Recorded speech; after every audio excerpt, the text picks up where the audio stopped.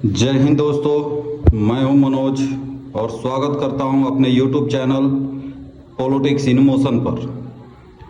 रात का अंधेरा, ठंडी ठंडी हवाएं और मुगल सराय स्टेशन की पटरियों पर पड़ा एक शव। वह कोई आम इंसान नहीं था, वह व्यक्ति था जिसने भारत की राजनीति को नई विचारधारा दी थी, जिसने कहा था कि गरीब से गरीब इंसान का उत्थान ही राष्ट्र का असली ताकत है। वह थे पंडित दीनदयाल उपाध्याय। उनकी 109वीं जयंती के अवसर पर उनके गौरवमय जीवनी के बारे में जानने की कोशिश करते हैं। आज हम उनकी पूरी कहानी सुनेंगे, जन्म से लेकर बचपन की कठिनाइयों तक, विचारधारा से लेकर राजनीति की ऊंचाइयों तक और उस रहस्यमयी मौत तक जिसने आज तक कई सवाल छोड़े हैं। 25 सितंबर 1916 उत्तर प्रदेश के मथुरा जिले का छोटा सा गांव नगला चंद्रभान एक सामान्य ब्राह्मण परिवार में जन्म हुआ था दीनदयाल उपाध्याय का। लेकिन नियति ने उन्हें जन्म से ही परखना शुरू कर दिया। छोटी उम्र में ही पिता का निधन हो गया, फिर माँ का भी साया सिर से उठ गया। कितनी विडंबना थी जब काफ़ी बच्चे माता पिता की गोद में खेलते थे, दीनदयाल अपने आंसू छुपाकर किताबों में डूब जाते थे। उनके मामा ने उन्हें पाला, लेकिन गरीबी इतनी थी कि पढ़ाई के लिए अक्सर किताबें उधार लेनी पड़ती थी। कई बार खाना न मिलने पर वे भूखे पेट पढ़ते थे। फिर भी दीनदयाल ने पढ़ाई में हमेशा अव्वल स्थान पाया। शिक्षा में उनकी उत्कृष्टता को देखकर सिक्कर के महाराज ने उन्हें स्वर्ण पदक, मासिक छात्रवृत्ति और पुस्तक खरीद के लिए प्रोत्साहन दिया। हाई स्कूल की परीक्षा में उन्होंने राजस्थान बोर्ड में टॉप किया। लोग कहते थे ये लड़का बहुत बड़ा बनेगा, लेकिन हालात ऐसे थे कि उन्हें अक्सर किताबें उधार लेनी पड़ती थी और कई बार भूखे पेट पढ़ना पड़ता था। कहा जाता है कि दीनदयाल इतने ईमानदार थे कि एक बार उन्होंने किसी मित्र से किताब उधार ली। जब किताब वापस करते समय उन्होंने उसके पन्ने में गलती से पड़ा एक पत्ता भी निकाल कर लौटा दिया।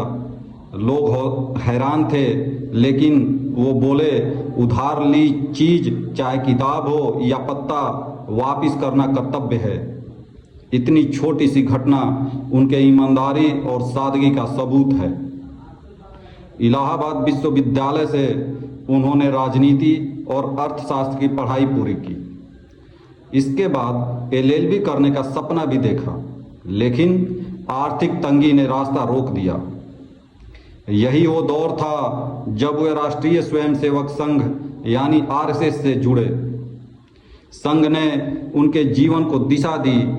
उन्होंने अविवाहित रहकर पूरा जीवन समाज और संगठन को समर्पित कर दिया। वे कहते थे कि नेता बनने के लिए वैभव नहीं, त्याग चाहिए। दीनदयाल उपाध्याय के मित्रों का कहना था कि वे बेहद सादगी से रहते थे। सादा खादी का कुर्ता, धोती और हाथ में हमेशा किताब, ये उनकी पहचान थी। 1951 जब डॉक्टर श्यामा प्रसाद मुखर्जी ने भारतीय जनसंघ की नींव रखी तो दीनदयाल उपाध्याय को संगठन की रीढ़ माना गया। वे जनरल सेक्रेटरी बने और 15 साल तक उन्होंने जनसंघ को पूरे देश में फैलाया। कई बार जब वे यात्रा करते थे तो रेलवे प्लेटफॉर्म पर ही सो जाते थे। पार्टी के पास पैसा नहीं होता था तो वे खुद भूखे रहते हुए जाते थे, लेकिन संगठन का काम नहीं रुकता था। उनकी संगठन क्षमता का आलम यह था कि सीमित संसाधनों के बावजूद जनसंघ गांव-गांव तक पहुंचा। वे चुनाव भी लड़े। 1963 में जौनपुर लोकसभा उपचुनाव। हालांकि वे हार गए, लेकिन उनके व्यक्तित्व ने सबको प्रभावित किया। दीनदयाल उपाध्याय का सबसे बड़ा सपना था अंतिम पंक्ति में खड़े व्यक्ति का उत्थान। वे कहते थे कि राष्ट्र तभी सशक्त होगा जब सबसे गरीब इंसान भी मुस्कुराएगा। 1965 में भारतीय राजनीति में एक नई विचारधारा आई, एकात्म मानववाद का। दीनदयाल उपाध्याय ने कहा, पश्चिम का पूंजीवाद सिर्फ धन और लाभ देखता है, समाजवाद सिर्फ समानता और राज्य नियंत्रण देखता है, लेकिन भारत की आत्मा कहीं और है। उन्होंने प्रस्ताव रखा कि मनुष्य का विकास सिर्फ आर्थिक नहीं बल्कि शरीर, मन, बुद्धि और आत्मा का संतुलन होना चाहिए। समाज और व्यक्ति अलग नहीं हैं, वे एक दूसरे के पूरक हैं। असली राजनीति का लक्ष्य है अंत्योदय, यानी आखिरी पंक्ति में खड़े व्यक्ति का उत्थान। यह दर्शन आज भी भाजपा और उससे जुड़ी विचारधारा का आधार है। अंत्योदय योजना, आत्मनिर्भर भारत, मेक इन इंडिया, सभी नीतियों में इसकी छाप देखी जा सकती है। 1967 में दीनदयाल उपाध्याय भारतीय जनसंघ के अध्यक्ष चुने गए। अब वे सिर्फ विचारक नहीं बल्कि पार्टी के सर्वोच्च नेता बन चुके थे। जनसंघ तेजी से बढ़ रहा था। उसी वर्ष जनसंघ ने लोकसभा में 35 सीटें जीती तो तीसरी बड़ी पार्टी बनकर उभरी। लोगों में दीनदयाल दर्शन की चर्चा होने लगी।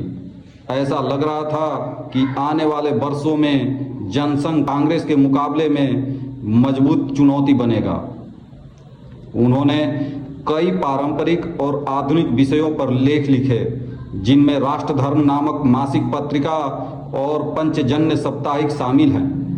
उन्होंने हिंदी और अंग्रेजी में महत्वपूर्ण नाटक और जीवनी भी लिखी, जैसे कि चंद्रगुप्त मौर्य पर नाटक और शंकराचार्य की जीवनी।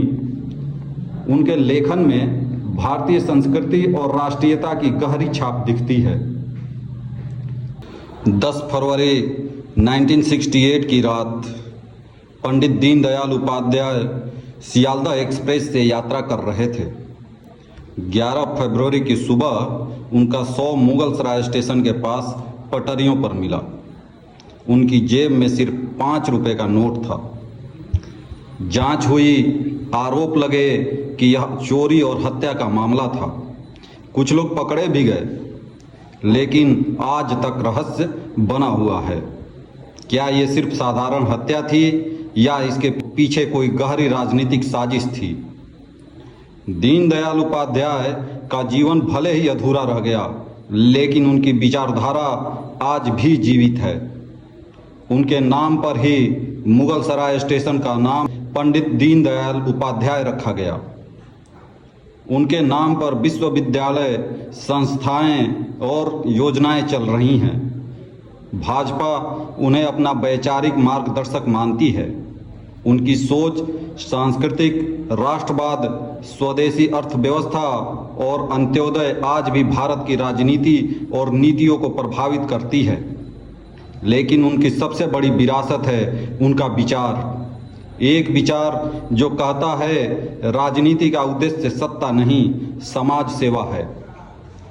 पंडित दीनदयाल की कहानी हमें यह सिखाती है कि विचार हमेशा व्यक्ति से बड़े होते हैं।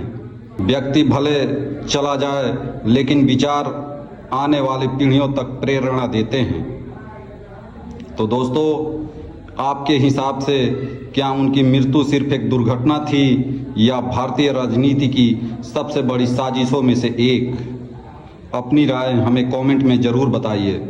वीडियो अगर पसंद आई हो तो लाइक और शेयर करना ना भूलें, और हाँ, चैनल को ज़रूर सब्सक्राइब करें। धन्यवाद। अगली बार फिर मिलते हैं एक नए विषय के साथ। तब तक के लिए नमस्कार।